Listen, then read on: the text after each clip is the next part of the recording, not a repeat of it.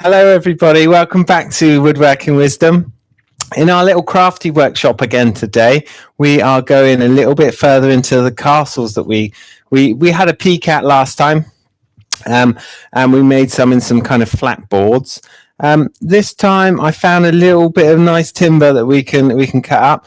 It's going to give it a really kind of natural thing. To be honest, I was a little bit disappointed with my castle last time, so I wanted to show you it's a really cool thing to do. And just using a slightly different material, we've got some different things to consider and some different things that we can talk about. So similar in design and the kind of way it works, but a little bit more advanced and some different timber to use.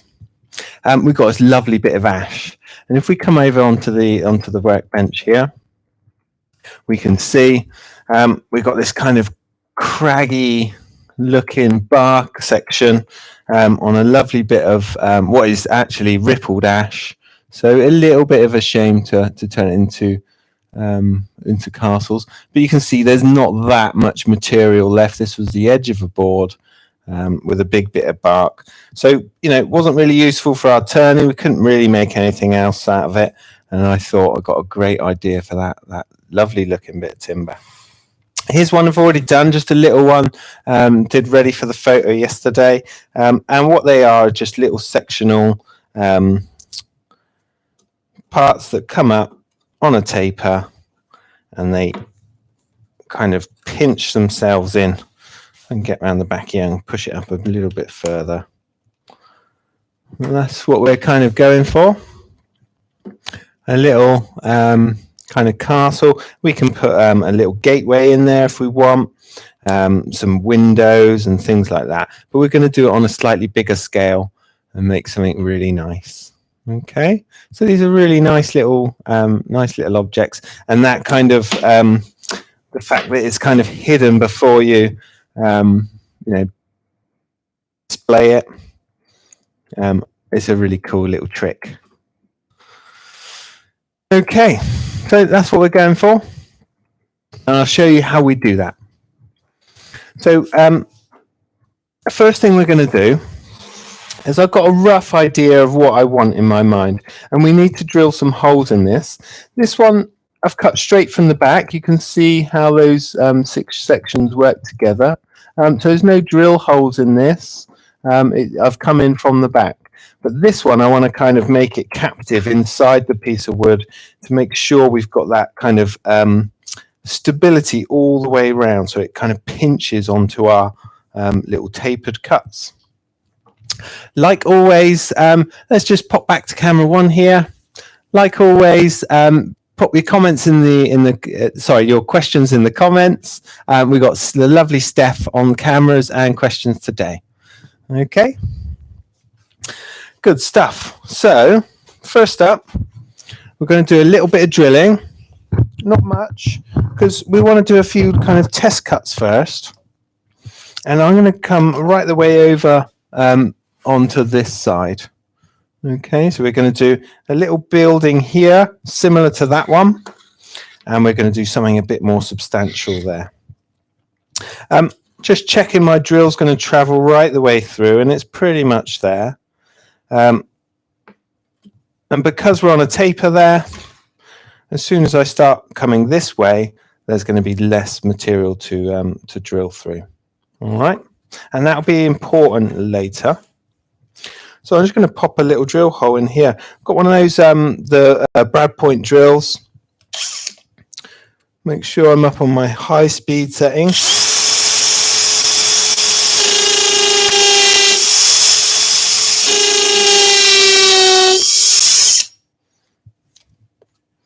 So I've only just got the end of the drill bit in the chuck there, and that's why it's making that noise. You're getting a little bit of a reverb off it. So I've got one hole here, and I'm going to come in a little bit and just drop another one in front of it.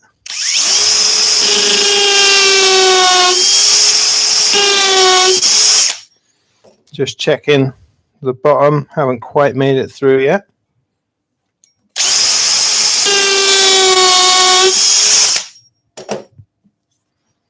There we go.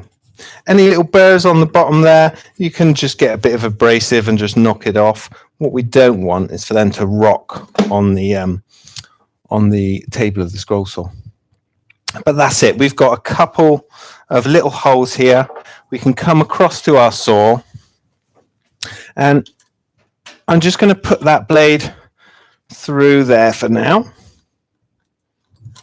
I haven't set any angle. This is still on 90 degrees to the table. We'll do that in just a second.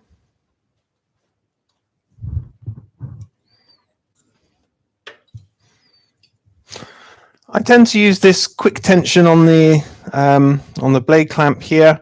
That will give us a good decent tension, and then I tend just on the back of the machine just to tweak that to get it nice and tight. Okay, so first question. Yeah, hi then. So Maria says hi, Ben and Steph. She assumes that because the top is so gnarly, you can't put the pattern on it, so that it has to be all in your head. That's right, yeah. So we're working from the top, and that won't be stable if we flipped it over. So, you know, in theory, we could draw the pattern underneath and flip it over, but it's going to rock on the table. So, yeah, very much so. It's going to be a kind of a free form thing. And what we're looking at is almost like concentric circles. And you can come out of that circle shape a little bit. But, yeah, we're going to be cutting circles. And then when they come up, they're going to grab. Because what we're going to do now is tilt the arm on this machine. If you've got a table tilt, you tilt the table, and it's only by a fraction. This piece of timber is pushing the limits of what I can do on my scroll saw. So let's come on to camera 3 there, Steph. Thank you. So this is a good 50 mil, and in fact, it's just over 50 mil. And that's why I've taken down my taken off my hold down clamp. Okay, because actually, by the time I've pulled it up enough for this to clear it, the head is just hitting on that hold down clamp. So I've removed that and put that in a safe place. But this 50 mil here is kind of pushing the limits of what we're going to do. But yeah, it's a little bit kind of free form, a little bit in my head at the moment. I have drawn out a little picture, so I've got an idea of what I'm going to do. But that's just because I like to. I don't like working blind on things like this, especially live. We always can have little mistakes and stuff. And I've gone for a 3 mil drill bit. You could go smaller, but I just like the fact that if I can tilt the arm or the table, that it's got a little bit of clearance. It's not going to snag top and bottom and be dragging. So I've given myself a slightly bigger hole there. Okay, so we're working on the thickest of our bit of timber, and back there the wedge doesn't need to be quite as wide, quite as acute, because we've got more material top and bottom. We can have that shape less of an angle, because it's going to bind as it comes up. Now, as you come to like the thinner section, as this tapers off, you need to increase that angle to make it grip. So I'm just going to do almost like a cross between a square and a circle. So we have tipped the blade that way. So we want to create a taper like that. So I need to start going the other way. So I'm going to start going anti-clockwise, or turning the workpiece anti-clockwise.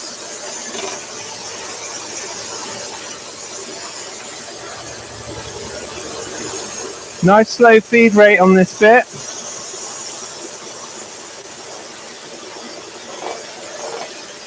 And as we come down through this thinner material, it's going to cut a lot more freely. Let's give ourselves a little bit of a straight line there. And I think just to add a bit of interest to the shape, we'll do like a semicircle on its corner. Quite hard to see where I've gone.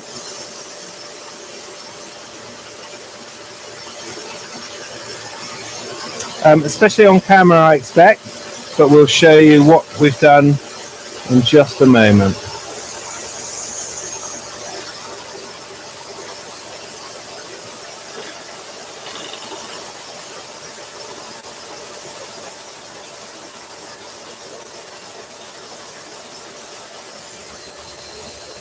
So just lining up with that hole that we've already cut from. And now we want to test that. So we've cut our piece. And that's not quite coming up as much as I'd like it to. And what that means is that the angle's too much, even though it's only 1 degree at the moment. Well, just past 1 degree, it's too much because of the thickness of timber. We're going to have to just drop that angle off a little bit more. So back under the table, and that's why I started on this smaller building. You could probably give that a bit of a tap or remove it, and a bit of a sand around the edges there. So let's come on camera 3. So if you wanted to make that protrude a little bit further, you could a bit of abrasive in here and on our piece, and that's going to give us a little bit more space for that to come out further. But really, we want to do that on the cut. So let's reduce that angle. So I've taken it right back to 1 degree, and we'll do our other cut and see what difference that makes. So I've kind of had a question here from Donna. Yeah. About the email that she sent through of, of her lace embroidery, which, thank you very much, Donna. It is beautiful. I do a fair bit of crafting at home, a bit of sewing, a bit of macrame, but I haven't quite made it up to lace or embroidery yet, and it's absolutely beautiful. So thank you so much for sending that through for me. I really appreciate it. Thanks, Steph. So remember, we're always turning anti-clockwise with that that dip on the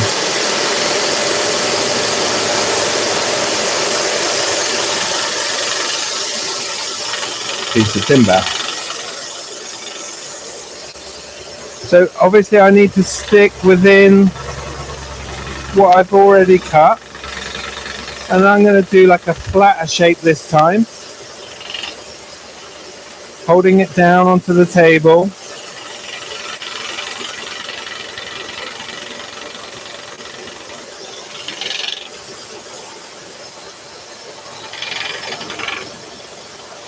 And trying to put a bit of a flat back on it, and we'll explain why in a moment. So I just saw the blade pop into that little drill hole then.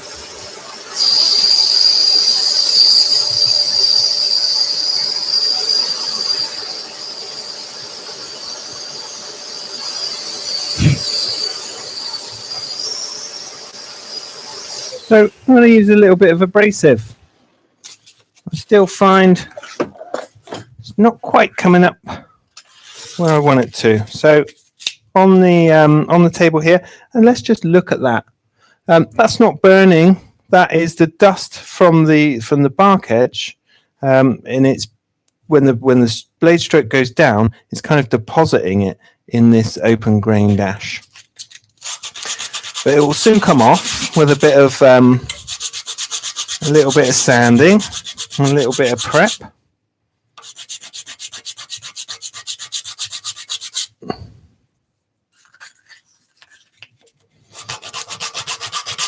So we've had a question from Jim Matthew here. He's asking what scroll saw you're using today, Ben. So this is the AT, so Axminster Trade. This is the 406 SS. So a really kind of, it's a top end machine. but I love it for these demos just because it's a little bit quicker for blade change. Everything's really nice and accessible. But that's not to say, you know, the cheaper machines are no good. They're fantastic. This one's just got a couple of little features on that will really kind of help me during these demonstrations. That's why I always favor this one, to be honest. But yeah, lovely scroll saw. And this is based off an older machine, Excalibur, which was, you know, really well regarded amongst scrollers. So it's still not coming up quite as far as I'd like, which is really strange because the one that I've already done is was done on that same angle, same material, same thickness, and it come up a lot further. So we're going to have to lessen that angle even more.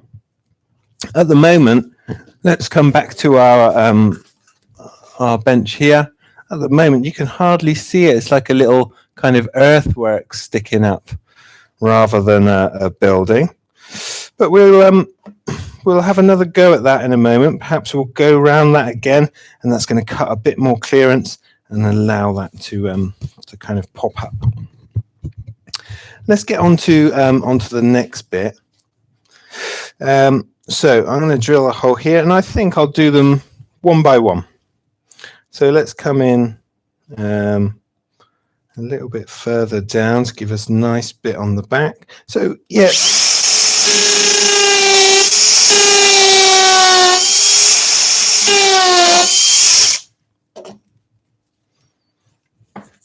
There you go. You see more from the bottom side how much that's risen, but because of that bark edge, you really can't kind of see it much. It's only popped up about sort of 10, 12 mil.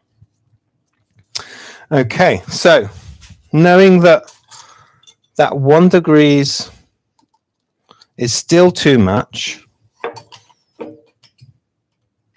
let's take it back a little bit further. So we've had a question, sorry, from Fuller saying, would a digital inclinometer, I can't say it, help with setting the saw's tilt? Yeah, you could absolutely. We could use, where have we got one? I think I had one here earlier. Yeah, you could use your kind of digital kind of protractors and things like that. You could use a little bevel box. There's all sorts of stuff. And if you've got, you know, if you're doing a lot of this sort of thing, you kind of get to know the angles and what angle's going to suit what thickness. Because in theory, as we come further forward, that angle needs to increase. Okay. So anti-clockwise with the workpiece.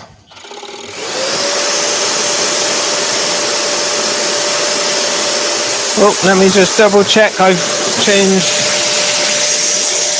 haven't changed the angle, so I'm just going to knock that over a little bit more.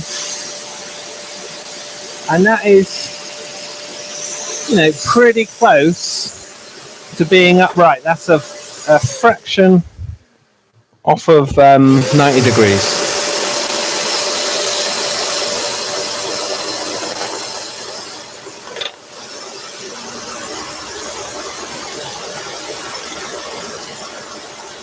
So this is going to be our second little building. And I'm going to come a bit further forward with this one. And we're going to make a little swing here.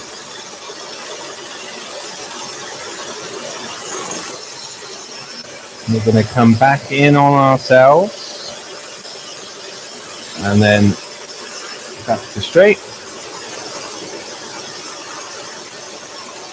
But yeah, Maria, honestly, you can sit down and just do these things freehand. You don't have to stick to a plan.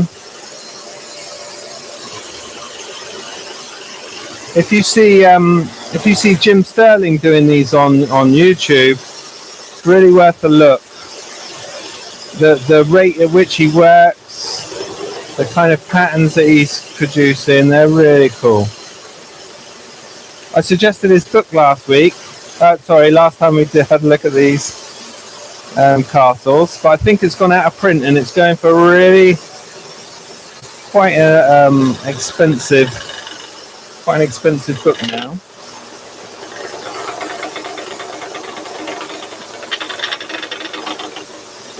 So let's see what this is doing. I'm not forcing the cut, just allow the blade time to cut through.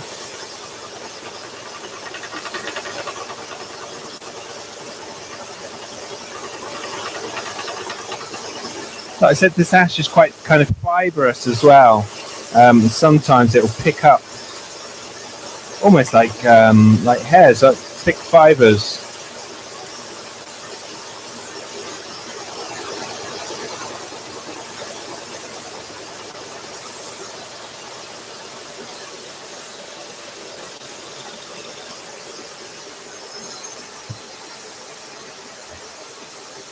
Okay, now let's give this one a go. Oh, it still feels really low. So, right, what I'm going to do, let's make a executive decision. Let's go around that one again. Let's give ourselves a little bit more clearance to go that bit further. And like I say, I did one. Well, yesterday, this one that we did here, and that's on a less of an angle, but seems to protrude more out of the workpiece. So, you know, sometimes these things are sent to test us. But all I'm going to do is just go around this again.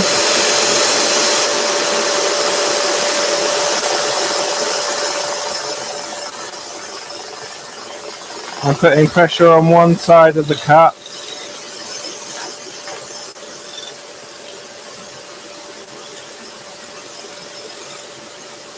And just trying to release a little bit more material.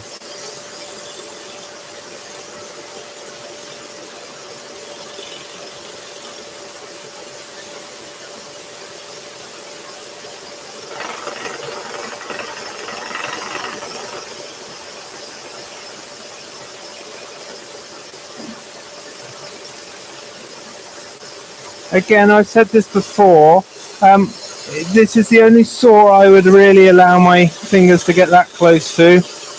The scroll saw. You certainly wouldn't be in this close working on a bandsaw or anything like that.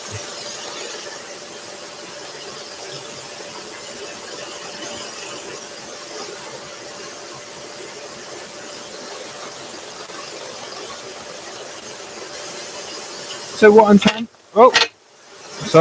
trying to do is just create a little bit more waste. Just trim off some of this excess material by following the cut we've already made.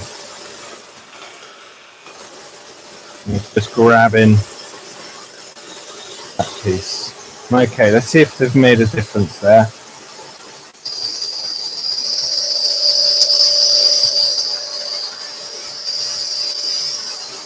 Okay, so it's coming up a little bit, and that will do for the base of our castle. But we really want to get some height on this, so we're going to take off even more of the angle. Just going to tap that back in. Extractions come off there. Okay, I'm going to take that piece out. It comes out through the bottom. And there's a couple of the bits of the waste we just removed. So we need to drill a couple of holes. I want a little turret here and here. And we'll really try and get that height this time. So my drill is just binding up. Let's get rid of the waste in the flutes there.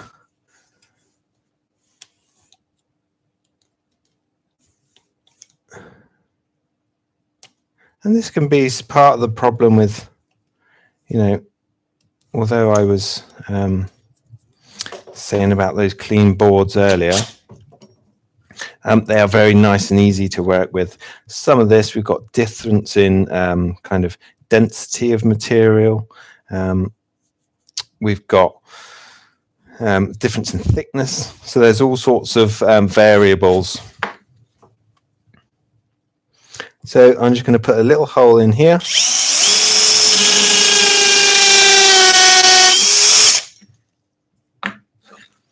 And a little one in here.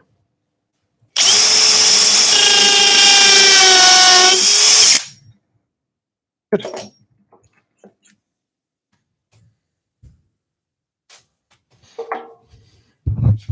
Just pop my mallet back. Okay, so another question.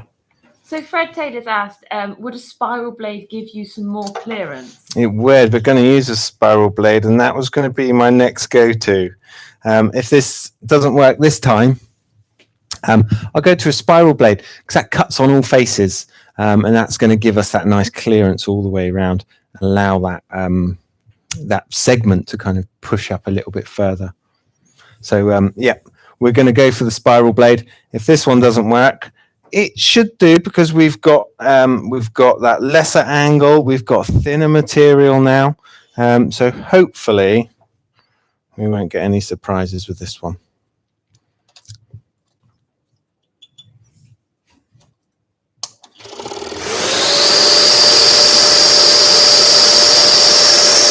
Although I think I might just be tempting fate.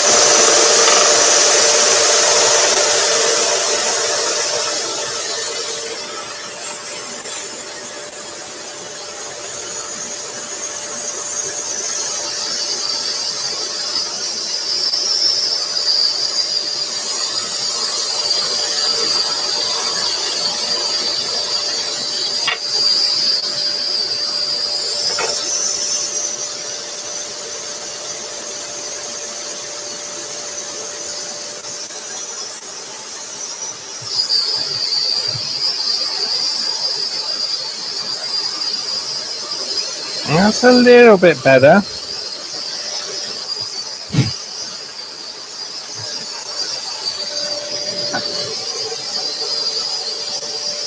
Still not quite enough. So I think we may revisit these with the spiral blade. Maria has sort of suggested that perhaps because your other piece that you did yesterday was open backed, maybe it's pinching a bit more. Yeah, no, that's a good point actually. With the open backed one, it's got that ability to just kind of open up a little bit as we drive that wedge up. So that could be it could be what's holding this all down. Although with a 50 mil bits, I don't, you know, we do quite a lot of kind of spiral cuts and things like that. With that 50 mil on the back of this piece, usually 1 degrees will get that, and you'll get half of that. Well, 25 mil kind of protrude out the top, and that's what we're looking for, about half of the material to come up.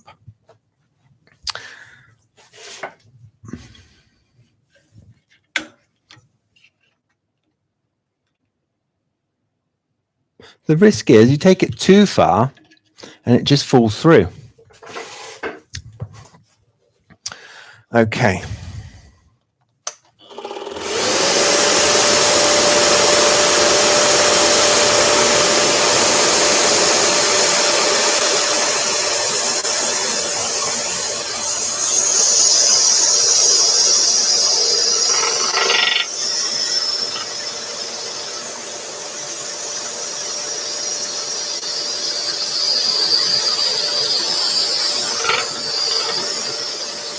Nice downwards pressure onto the table.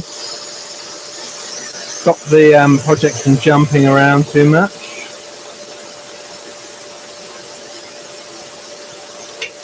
There we go. Let's just release that bit.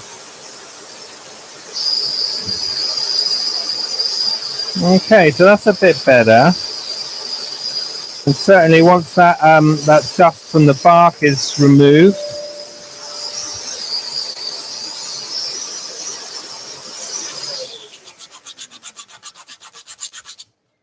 so you see all this brown material that's kind of come down from that bark layer.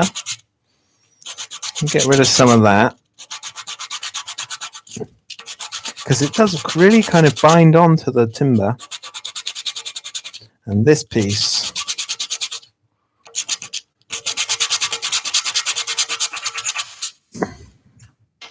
oops, come up through. And that's about how far we want it coming up. I don't know if you can see the difference on the two there. This one's coming up. It's still just see the top of the bark layer there. But we've eventually found our right angle, the angle that we want to be cutting these at. Okay, so let's do a kind of section in the middle of this one as well. And then we'll go back through, and it's actually quite a good thing to be able to see.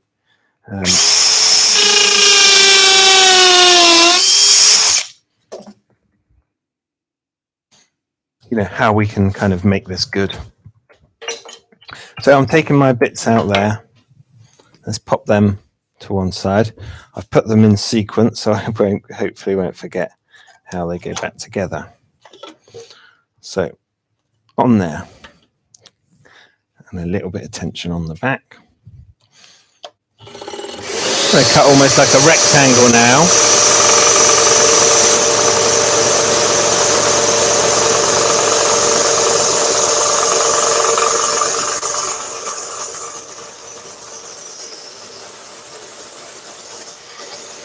And you've got to be a little bit careful not to come too far this way, because remember that cut's coming this direction, and the cut we're just putting on is coming in that direction. We don't want them to meet and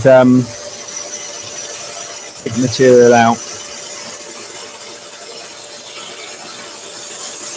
Because then you'll lose that kind of grip that we're looking for.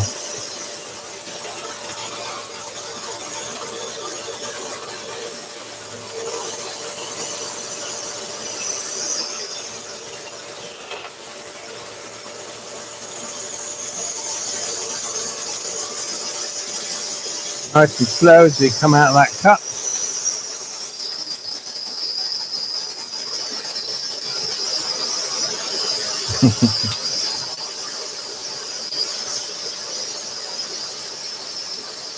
So, yeah, we're gonna have to do a little bit of fixing here, I think. So let me just grab a different blade.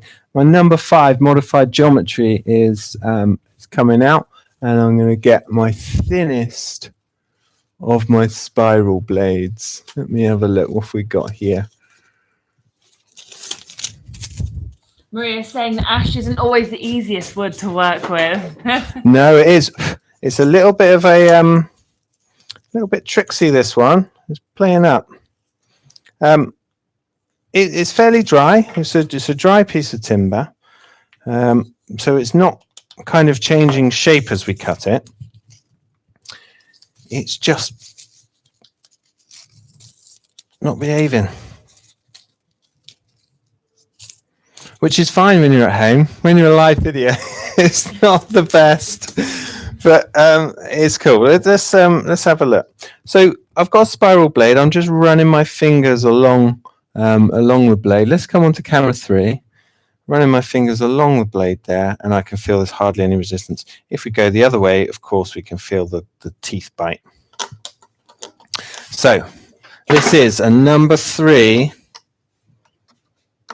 spiral blade, another PEGAS blade. Really good quality. And I think we'll start off with our one that was really giving us some troubles. I'm going to put this back together. That one goes in there. That one goes in there. Oh, Okay, let's go one of them days today, folks. So we're still on camera 3. Okay.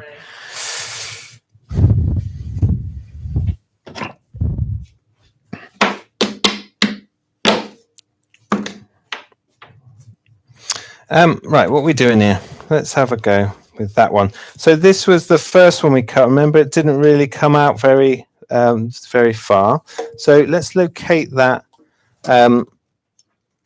drill hole we made.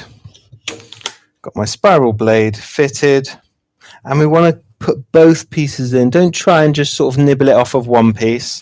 We put both of our bits in there. And cut both faces at the same time. Okay. So we're going anti-clockwise.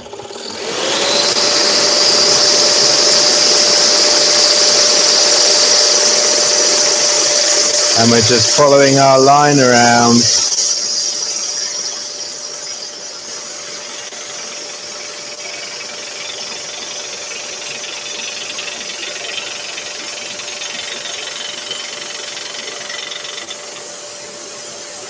I think I'll come across this front face here, and then we've done 2 faces, and we can just check it. That might give us enough wiggle room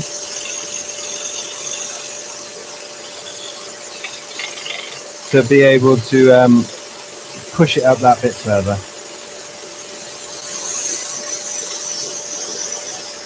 Let's come back up round here. So following the line we've already cut, and just up through there. Let's see if that's made a difference.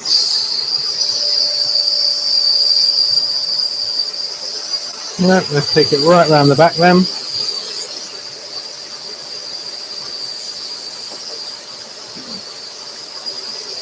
Oh my goodness. I'm struggling here today, folks. This bit of wood is trying to keep you on your toes. I know, it's really...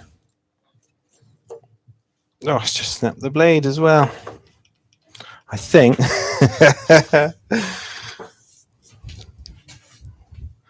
Okay, another blade. Another spiral blade.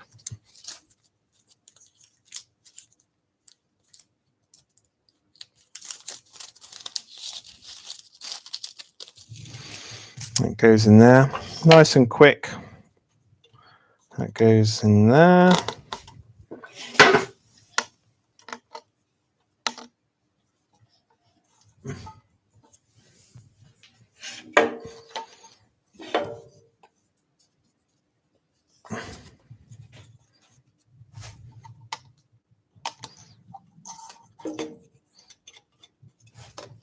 Good. Just grab that blade there. And I'm just going to back it up.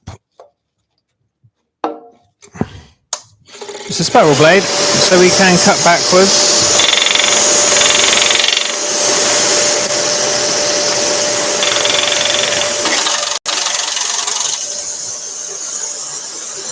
Okay, so we just snapped another blade. Not quite sure what's going on here. Okay, let's get rid of those. Maria says you're doing very well. I'm struggling, Maria. She said thanks for sticking with us. Maria said this is the point where she picks up a bit of wood and chucks it against the wall and walks Yeah, away. exactly. I think that's where we're at, really. So, what have we got here? What can we make good? That one's pretty cool. Oops. I think. So, it's we're kind of getting some shapes together. They're not coming out as far as I'd like them to. And I think we'll go back to the old abrasive trick. So I've got a bit of 100 grit here. what we can do is just remove, and it is a tiny amount of material, and this is why I'm kind of going back and forth, is I don't want to take too much off, because then the whole thing just falls apart. So, you know, you've got to be a little bit cautious with how much you're taking off. We'll soldier on through and get the best out of it we can, folks. I really do apologise. You're doing well. Just one of those days. Robert has said that it's not just him that has problems as well then. So we all go through it. We all go through it. Yeah. And it's just the annoying thing is, we did one yesterday, and it came out great. It came out perfect. And I thought, right, I've got my angle set. I've got my, I know what, angle to set for certain thicknesses. And I was going to give you all the talk about, as we come forward, we need to change the angle a little bit more. But it's all just going a little bit awry. Okay, so that doesn't belong to that. That goes in there. Goes in that way. That's that bit, and I chucked the other bit across the room, didn't I? Accidentally, of course. Yeah, not in a fit of rage. I dropped it and tried to catch it. Okay. So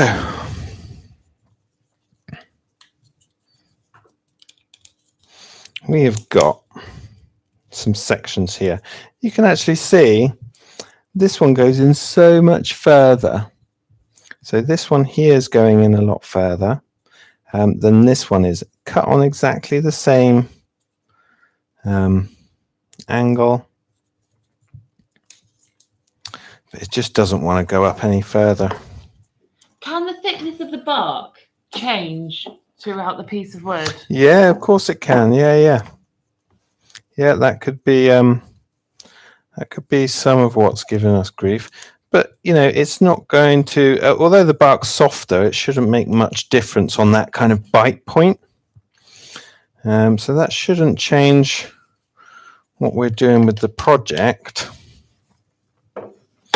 So let's have a look at what we got and what we can kind of work with. Okay. So some indistinct little buildings popping up there. I'm not really very happy with that. But you can see, you know, with a tweak of the angle, how much further they really should protrude. I'm just not getting that right today. And I do apologize. That's it's just one of those things. Donna's made a really lovely point here. She says, sometimes it looks too easy and our hopes to make something beautiful are dashed when we try. So now we know what the roadblocks might be and how to solve them. Yeah. So it's very encouraging. Yeah, thanks, Donna. Then, although A bit of moral support. Love it. Okay, so, but with this, if you were to give that a little sand around, probably on this face as well, that's just going to give it that extra bit of room to breathe. Let me just get in there and see if we can clear some of this out.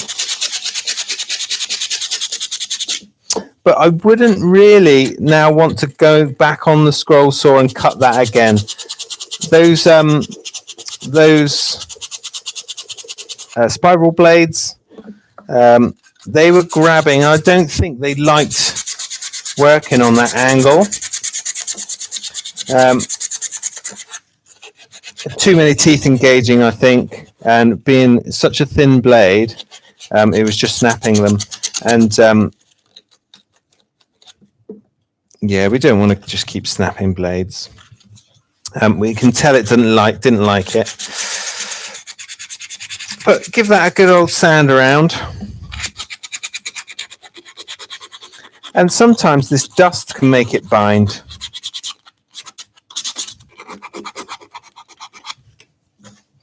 Let's give this one a sand as well. And then hopefully those two faces, and you can see how that kind of brown material that the blade's dragged in is just being sanded off. Okay, so you can see around here, that's not a scorch from the blade. That's this material being dragged in.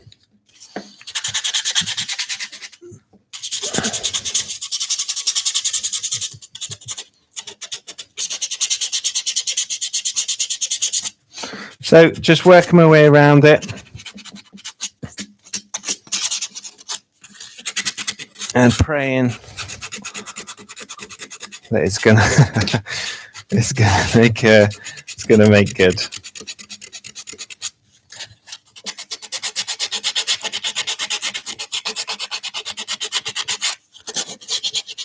Oh, this was supposed to be one of the easy ones, Steph. I've got some trickier ones coming up. You'll be absolutely fine for the next one, especially the next one, which is an Arbortech Q&A. Yeah. That'll be a good one. That'll be fun. Definitely, especially if anybody's got any questions they want to get in nice and early to make sure that Ben covers them in the demo. Yeah, we've got a bit of power carving coming up. So I'm just bullying this now because I want it to have some sort of visual impact, and that's come up a little bit better. Again, we're getting there with some sort of a shape now. I would just keep on sanding that rather than lose this gorgeous bit of wood. I would go around and sand that, and if I was to put any more buildings on here, we need to just lessen that angle even more. And I mean, that is close to 90 degrees now. It is a fraction off of zero on the scale there. But I think it's just the thickness of timber. And like Marie quite rightly pointed out, with this it's almost like two prongs, and they can with this one where we cut from the back, it's almost like two prongs here, and they can kind of spread out as we push that wedge in. So that might be why we're getting so much more of that timber protruding out the top. Okay. I just wanted to show you as well something else I've been working on. We started on a little kind of pyramid, and let me grab that because it's coming along now. I've done a little bit of kind of pyro and stuff to it. Oops, lost a bit there. So, oh dear, what a day. So I've got my pyramid here, and I've just started to distress some of these blocks with the pyrography. We've got a little kind of temple that's going to sit on top, and also cut a flight of stairs on the scroll saw. So you can see a bit more work to do for that one. I'm going to make this lovely kind of Incan temple, and I'm going to light that from underneath. We've got some really cool studio lights here, and a little light in underneath, and we're going to get light spilling out of all these little gaps and weathered rock. So we're going to keep cutting into that with my pyro pen. I've got to weather the stairs yet, and around the rest of the body, but I've just made a start here to put texture on it, and I think some spirit stains. So rather than a paint, some spirit stains.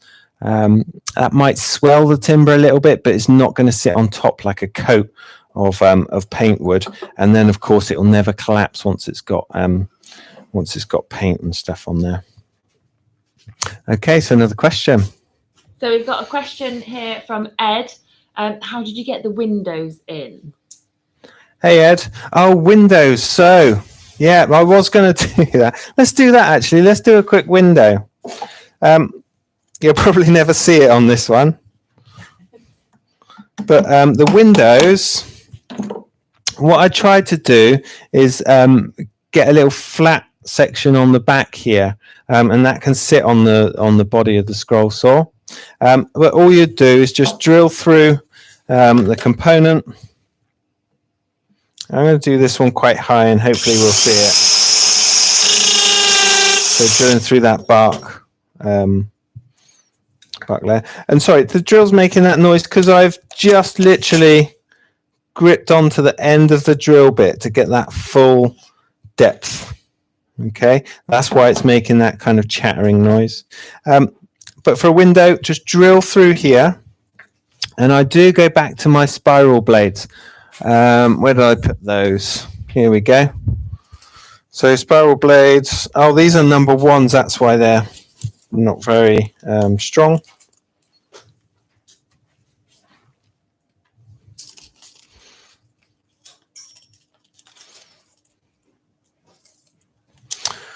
So get back on my my table here, my scroll saw.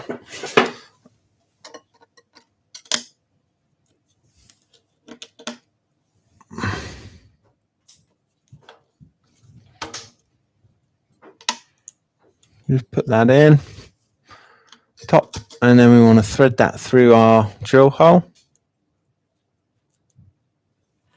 And this can be done with archways and all sorts. You know, it doesn't have to be a window. I'm going to set that back to 0. And just have a look how much this, the difference is between it being perfectly straight to where it is. And it is literally that amount of movement, which is hardly anything. So I'm surprised those bits aren't coming up further. So window shape, I'm just going to do a kind of arch on the top and a flat bottom. Using that spiral blade again.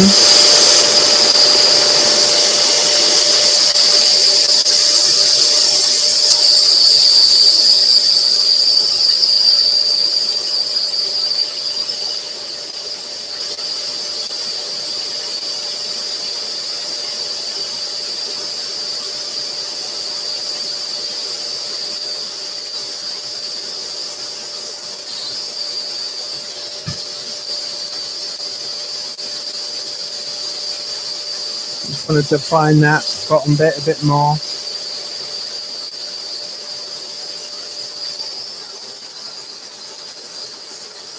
Then we've got that little window. Okay, let's come up a little bit closer. We just cut a little kind of arch shape in there. And then when we put it back into our building, you can just about see it peeping through. Let me see if I can give it a whack, a little persuasion.